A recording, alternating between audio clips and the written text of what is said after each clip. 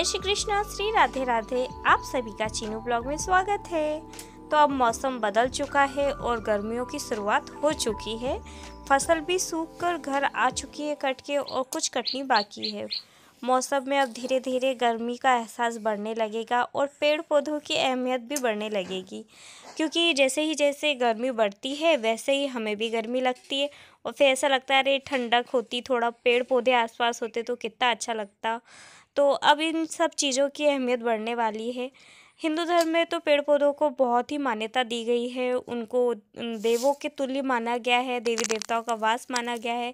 ऐसे ही पीपल के पेड़ में तो 33 कोटि देवी देवताओं का वास माना जाता है। तो मगर समय के हिसाब से पेड़ों की बहुत ही कमी हो गई है, पेड़ पौधे बहुत ही कम हैं। तो इस चीज़ का हमें एहसास गर्मी में ज़्यादा होता है, क्योंकि हमें जब गर्मी लगती है ना, तभी हमें एहसास होता है कि ठंडक तो पेड़ पौधों से ही मिलती है।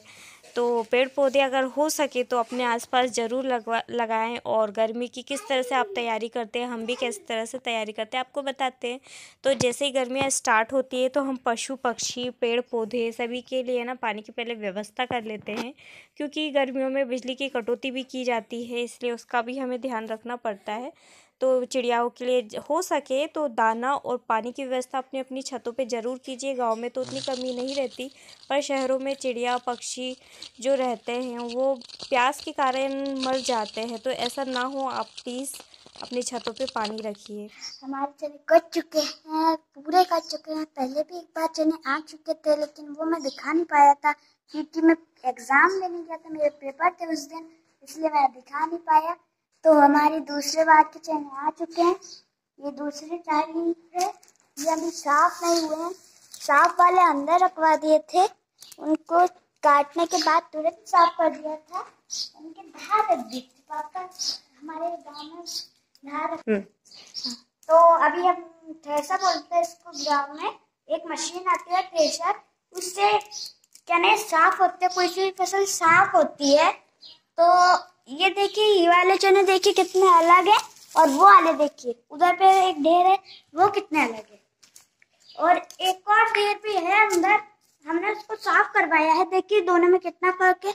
वो आखिरी की गेहूं है, सॉरी चने हैं, इसलिए वो थोड़े से मिट्टी वाले हैं। लेकिन ये वाले जो है ना, ये नीचे के नहीं है, ये शुरू के चने, इसलिए ज्यादा अच्छे। और अब मैं आपको दिखाता हूँ अंदर चने रखे हैं, और वो एकदम साफ है। चलो देखता हूँ। तो ये अंदर रखवाए गए चने हैं जो कि साफ करके रखे थे। तो इसमें बिल्कुल कचरा नहीं है, थोड़ा बहुत है तो उतना तो रहता ही है।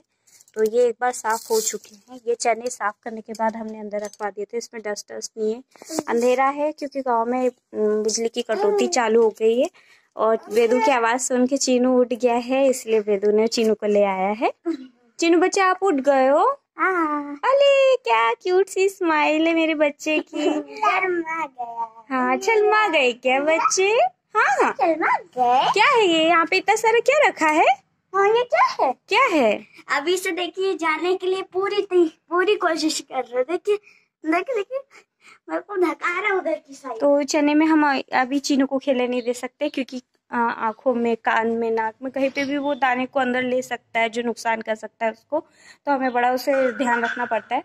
तो ये चना जस्ट कट के मॉर्निंग में आया ही है, ये बिल्कुल साफ नहीं किया गया है, तो इसमें कचरा भी है। वेदू फैलाना मत, पैरों में चिपक के आ जाएगा, डस्ट भी है, एलर्जी हो सकती है, इसलिए आ जाओ बाहर। तो ये चना है, और इसमें अभी धूल भी है, आप देख सकते हैं। इसे साफ करते उसके बाद ही बेचा जा सकता है, या हम उपयोग में भी हम इसे साफ करने के बाद करते हैं। तो जस्ट ये खेत से आया है, बिल्कुल वैसा की वैसा ही है। इसमें पर्याप्त मात्रा में कचरा धूल भी है, सब कुछ है। साफ होने के बाद जैसे अंदर रखा है ना, वैसा हो जाएगा। अभी देखिए उठाने पे धूल भी उड़ रही है। तो बहुत खुशी की बात है किसानों के लिए कि उनकी फसल आ गई है घर पे। तो एक अलग अच्छा एहसास होता है कि पूछो ही मत, क्योंकि है ना, फसल बिकने के बाद हमारी 4 महीनों की जो 4 महीने की जो मेहनत होती है ना, उसका फल मिला है। बिल्कुल ठीक कहा वेदू ने। तो ये हमारा फसल आएगी, उसके बाद हम ढेर सारी शॉपिंग कर सकते हैं, नया सामान खरीदते हैं। ये हमारे घर फसल आने के बाद ही करते हैं। तो यहाँ चीनू मेरा बच्चा उठ गया है, बाबूजी पीछे है।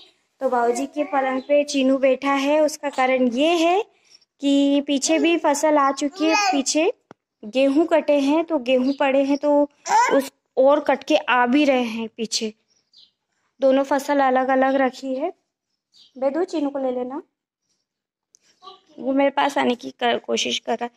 तो पीछे वो ध्यान रख रहे हैं कि कितने गेहूं आ रहे हैं ट्राली से, उस हिसाब से वो वहां बैठे बैठे निगरानी कर रहे हैं। गेट खुला है, कोई गाय अंदर घुस के नुकसान नहीं कर दे, इसलिए वो बैठे हैं। और यहाँ हमारा घर का धना भी साफ हो गया है, घर आ गया है। इसकी भी वीडियो में बना नहीं पाई क्योंकि इसकी डस्ट से चीनू को नुकसान हो सकता था, इसलिए मैं भी नहीं आई और उसे भी नहीं आने दिया। तो ये साफ होने के बाद हमारा धना ऐसा है। अभी इसे इस्तेमाल करने से पहले और साफ करना पड़ेगा क्योंकि देखिए इसमें कुछ कचरा भी दिखाई दे रहा है। कितना प्यारा फल दिख रहा है, गोल गोल सा। तो ये धना है, इसमें से जो कचरा दिखाई दे रहा है ये लकड़ी है, ये सब पूरा साफ हो जाएगा ना अच्छी तरह से बीन के फटक कर। उसके बाद इसे हम चक्की पे पिसवा लेंगे। चाहे तो घर पे भी पीस सकते हैं मिक्सी में, पर मैं चक्की में पिसवाती हूँ क्योंकि उसमें अच्छा बारीक हो जाता है। तो फिर हम 4 महीने के हिसाब से एक साथ पिसवा लेते हैं धना। 8 से 10 किलो धना में पिसवा के रख लेती हूँ, फिर वो ख़त्म हो जाता है, फिर पिसवा लेते हैं हम। ज़्यादा मात्रा में एक साथ पिसवा के रख लेते हैं, स्टोर कर लेते हैं। तो यहाँ मेरी जो गाय है वो जल्द ही जनने वाली है, तो इसीलिए उसकी सेवा करना बहुत इम्पोर्टेंट हो गया। उसके खाने पीने का ध्यान रखना पड़ता है। तो वो थोड़ी वीक भी लग रही थी आज, तो मैंने उसके खाने पीने के लिए कुछ अलग से किया है। जो हमारी बड़ी गाय है ये वाली, वो उसने 1 महीने पहले बछिया को जन्म दिया था, लक्ष्मी को। तो ये भी बहुत वीक हो गई है, इसके भी खाने पीने में अंतर लाना पड़ेगा, कुछ अलग से खिलाना पड़ेगा। देखिए इसके बाल भी झड़ने लग गए क्योंकि ये एजिड है, इसीलिए ये ज़्यादा वीक हो गई है। तो इसके खाने पीने का अलग से ध्यान रखना पड़ेगा क्योंकि इनको हरा चारा खेतों से लाके खिलाया जा रहा है। और देखिए लक्ष्मी भी खाना सीख गई है, पर हरे चारे से भी उनको फ़ायदा नहीं हो रहा है।